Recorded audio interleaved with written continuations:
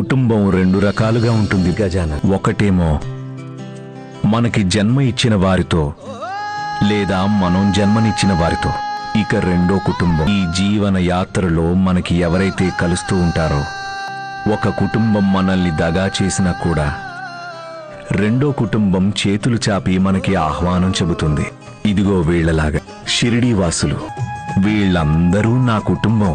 ఇక ఆ బంధంతో వీళ్ళందరూ మీకు కూడా కుటుంబం అవుతారు. మీరే చెప్పారు కదా, మనిషి గుణం వాళ్ళ కళ్ళల్లో కనిపిస్తుందని. బాధల్లో నిన్నే మదిలో తలచితిమోయి, దారి తెన్ను తెలియని మాకు దారి చూపునోయి, నీ భక్తుల బాధలు తీర్చి బ్రోచితివోయి, నీ మహిమ తెలుపక సాయి ఎవరి తరమోయి.